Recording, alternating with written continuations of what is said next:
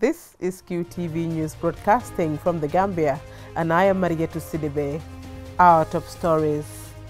Sehu Sabally lied about President Jawara's evacuation demand, witness alleges. Anti-money laundering capacity building. UNFPA marks 50th anniversary. Those are our top stories, and now the news in detail.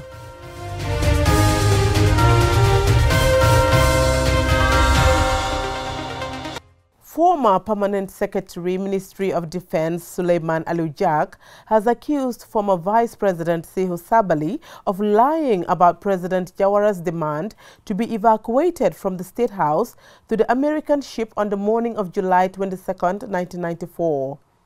He made this allegation while testifying before Commissioners of the Truth, Reconciliation and Reparations Commission. QTV's Ansumane Esonyasi is covering the TRRC proceedings, and he filed in this report. Appearing before Commissioners of the Truth, Reconciliation and Reparations Commission, ex-Defense Permanent Secretary, now Gambia's Ambassador to Ethiopia and Permanent Representative at the African Union, Suleiman Alujak, Monday testified on a host of issues. His testimony focused mainly on the institutional failures that led to the military takeover in July 1994. The witness in his testimony said the political decision to amalgamate the Gendarmerie and the Army by the Jawara administration complicated issues in the security sector, describing the decision as a great mistake. Asked what efforts were made by the then government to address complaints advanced by members of the armed forces, the witness said there was a National Security Council, but was quick to note that the said council never met. He also told the commission that members of the armed forces were not happy with government's decision to hand over command duties to the Nigerian commanders. There was a lot of dissatisfaction within the army at that time in terms of the facilities, in terms of the amenities that are expected of a military organization. Accommodation was not up to scratch. There was not as that affected the issue of regimentation. Most of the soldiers lived outside. And, outside of the barracks. Further testifying, the witness alleged that the infamous incident at the airport on 21st July 1994 was never reported to the Security Council, and he doubts if the former president had any knowledge of what transpired at the airport. Meanwhile, the witness also told the commission that there was massive intelligence failure in 1994, as the then National Security Service was more concerned with gathering intelligence on Kukoy Samba Sanyang, purported leader of the 1981 foil coup, and not on internal threats, a factor he believes contributed to the military takeover. On the infamous decision to evacuate ex-President Jawara to the awaiting American ship docked at the port in Banjul, the witness alleged that former Vice President Sehu Sabally lied about President Jawara's alleged demand to be evacuated to the ship. Do you know whether he went to see the president at all? Yeah, he went to see the president and came back and informed the Americans that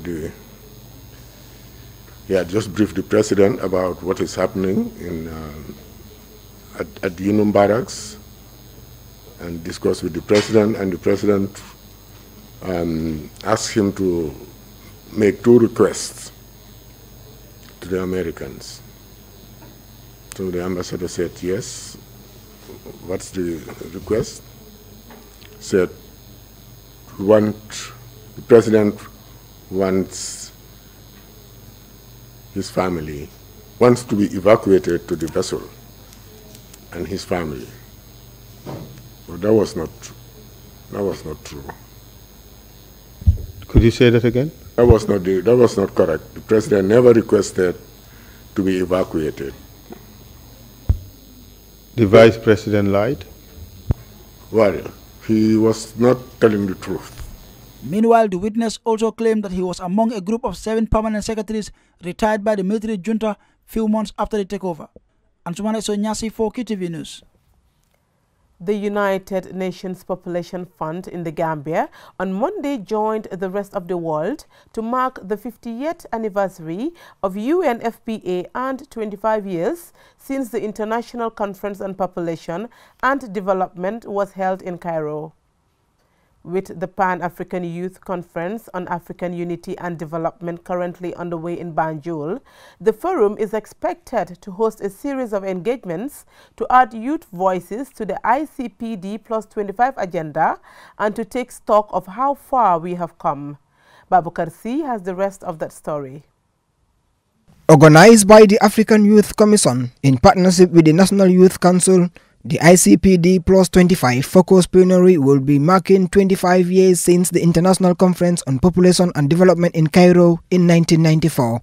This signature plenary is expected to raise awareness on progress that has been made since ICPD in 1994 and ICPD Plus 20, as well as a call on action to accelerate towards delivering transformation for individual dignity and human rights for all, leaving no one behind in Africa as part of realizing sustainable development. Delivering her keynote address in opening the plenary ICPD Plus 25 at the Kairaba Beach Hotel, the Vice President of the Republic, Dr. Aissatou Touré, said the convergence is an opportunity to revisit the 1994 Cairo Agreement and adjust them to our current circumstances and needs. According to her, whilst taking stock of the successes made in the implementation of the ICPD program of action worldwide, we still continue to face a number of challenges, which includes resource disadvantage to address all the needs of burdened youthful population. She, however, went on saying in the Gambia, nearly 42% of the population are aged under 15 years and nearly 22% are aged between 15 to 24 years according to the population census. This large proportion of our population has special needs and requirements as far as possible be met in order to minimize the threat of social disorder. Sexual and reproductive health, education, employment are under the few of the areas of particular concerns to the government of the day. Andrew Jiba, chairperson of the African Youth Adolescent Network, the Gambia, said the youth should not be left behind in decision makings. Thus, the Gambia is striving ahead on how best they can channel youth activities outside the country. Country that just gained independence and democracy in this country, we call it the New Gambia. I think it's very important for the Gambia for the fact that young people have so many voices, so many young people have so much concern about reproductive health, about how best can they invest in this country, and the Cairo conference gives you that platform for you to be able to speak out. And then for the fact that Gambia right now, young people are really in the verge of speaking out. Young people have also done so many tremendous like activities here that we really want to make sure that we're able to capture at the ICPD conference. And the young people of the Gambia will also be going to Cairo to be able to represent for our voices also as Gambians to be able to speak out about how best can the UN agencies in the Gambia be able to better invest in our life and also to be able to better invest in the lives of young people, but most especially women and girls. So the young people gain a lot when it comes to the ICPD conference, because once you attend the ICPD conference, your capacity is built onto how can you be able to make sure that you are advocating for the interests of young people, and also you are advocating for the sexual reproductive health and right, which is one of a very big problem here in Gambia, for the fact that we need to make sure that we are talking about reproductive health issues, because we see in our community that teenage pregnancy is going high. Women and girls, we need to break in the gender gap is a very big problem in Gambia, even though we are working towards it. But the ICPD conference will give us that international platform where we will be able to talk, to share ideas with other young people from other part of the world about how are they breaking the gender gaps, how are they putting young people first, how are they trying to make sure that they understand about how to go and how to better invest in the lives of young people, and how they also different UN agencies also can better invest in the lives of young people in the Gambia too.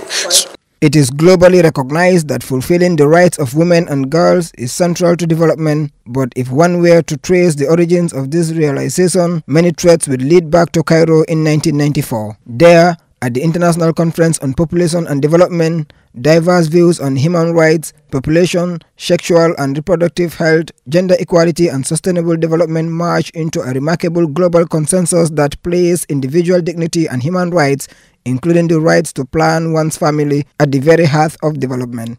Babukar C, QTV News. The Gambia's Financial Intelligence Unit Monday commenced a 3-day anti-money laundering and combating terrorism financial training for designated non-financial businesses and professions. The exercise targets casino operators and dealers in precious metals and stones. The activity was held at a local hotel. Omar Pijala reports. The training, under the support of Strengthening Anti-Money Laundering Capacities in West Africa SAWA project, aims at harmonizing the implementation of preventive measures on money laundering in the Gambia and within the West African sub-region. Alhaji Dabo, FIU Director and Gaiba National Correspondent, said criminals and criminal entities continue to explore vulnerabilities to launder illicit funds to finance terrorism, thus the need for training.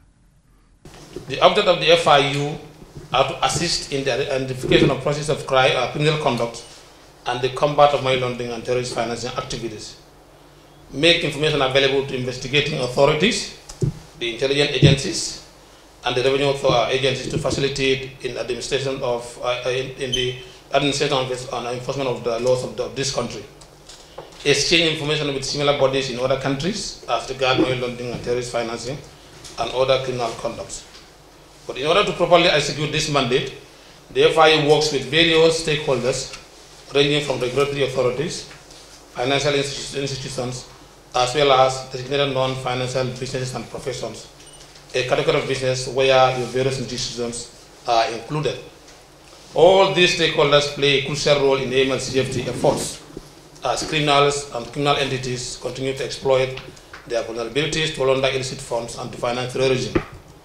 It is against this backdrop that the FIU is conducting these series of trainings for participants from these various sectors aimed at harmonizing the implementation of preventive measures of money laundering and terrorist financing, both in the Gambia and within the West African sub-region.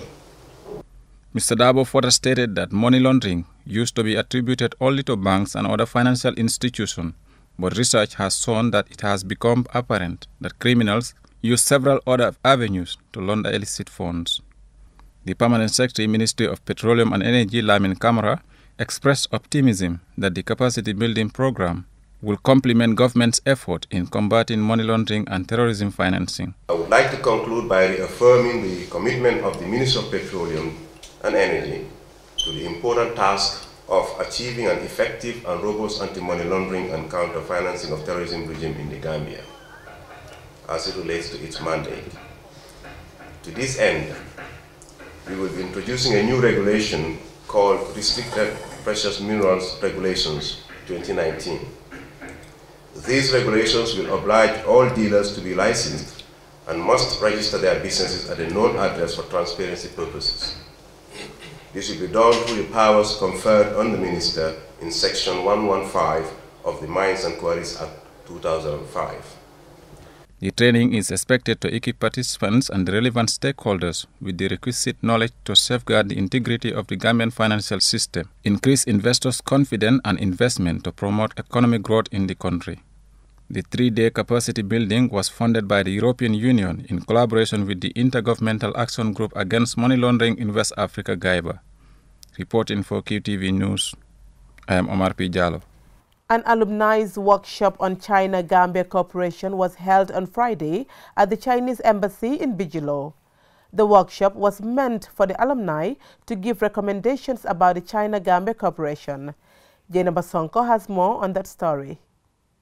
The alumni were divided into 3 groups to come up with recommendations in building even stronger China-Africa community with shared future, mutual respect, win-win cooperation, and following the path of peaceful development, consultation, contribution, and shared future.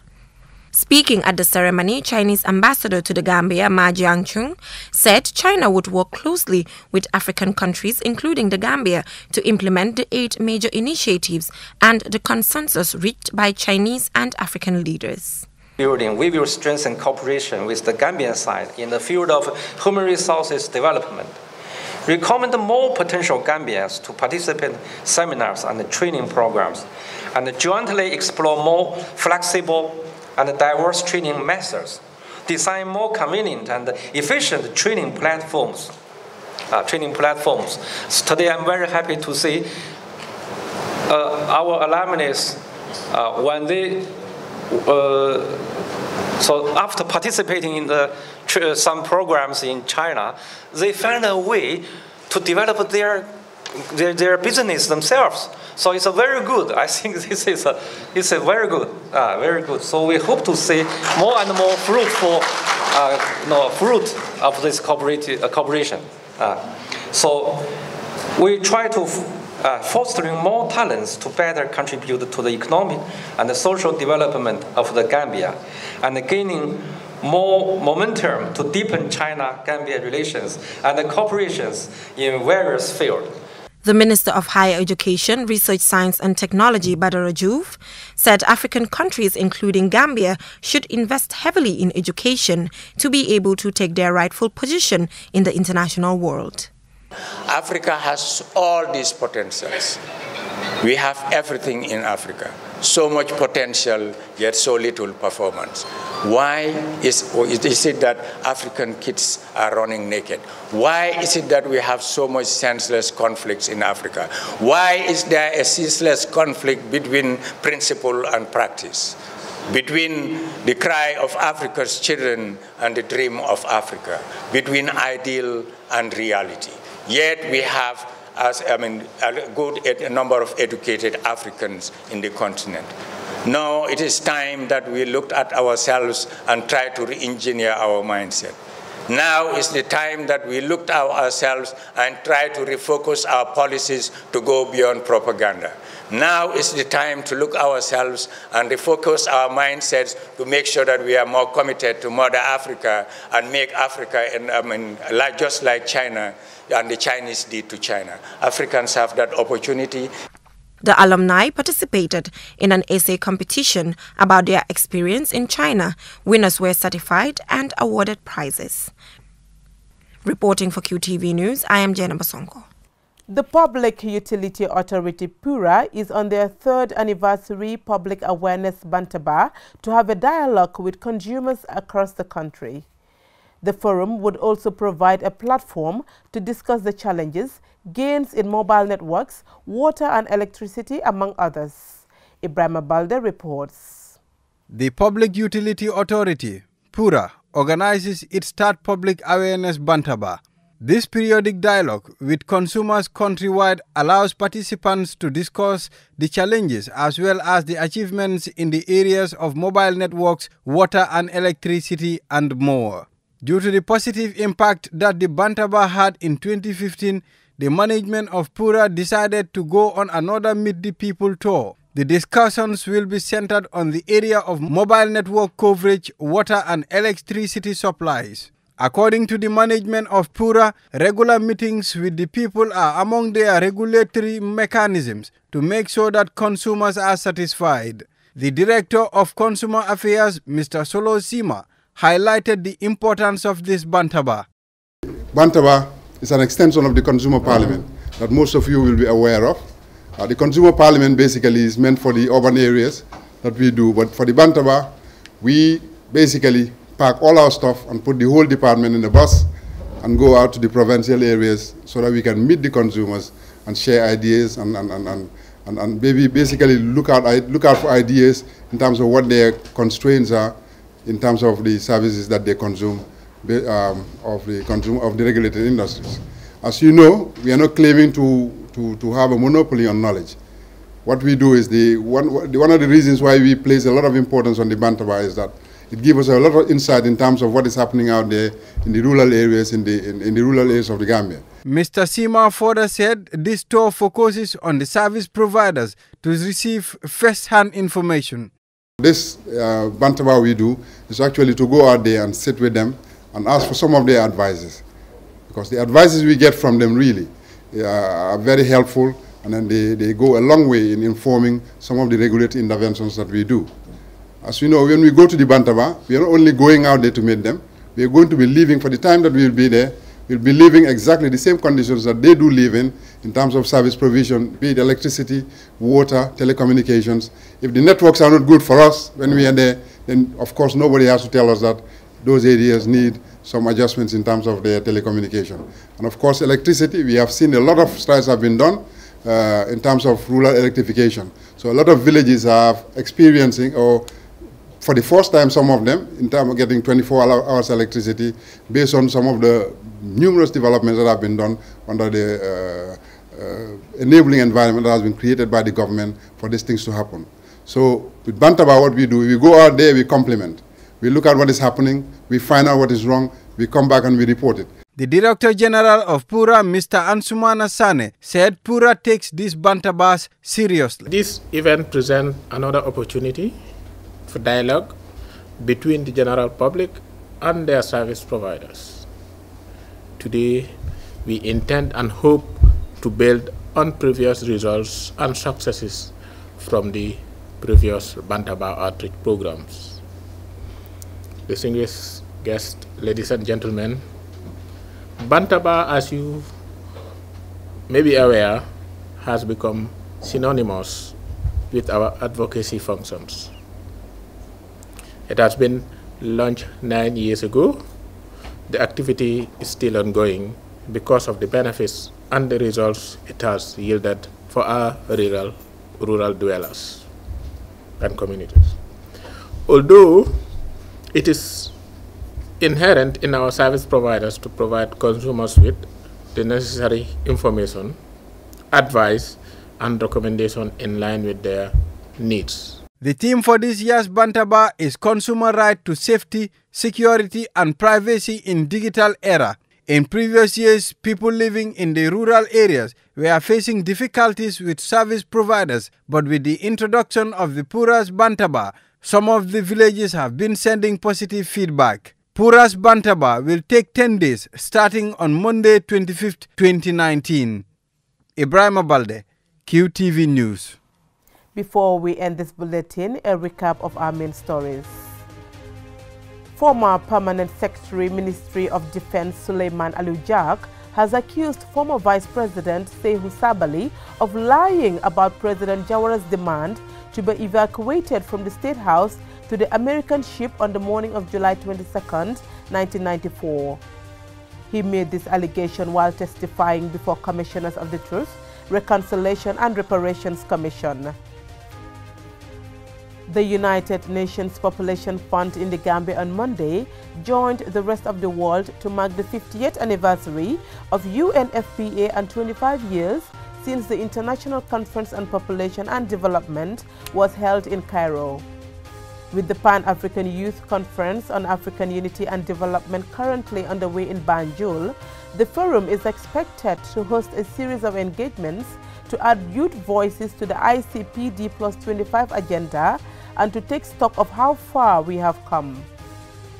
The Gambia's Financial Intelligence Unit Monday commenced a 3-day anti-money laundering and combating terrorism financial training for designated non-financial businesses and professions. The exercise targets casino operators and dealers in precious metals and stones. This activity was held at a local hotel. That's it for this edition of the news. Join us tomorrow for more news. Thank you for watching.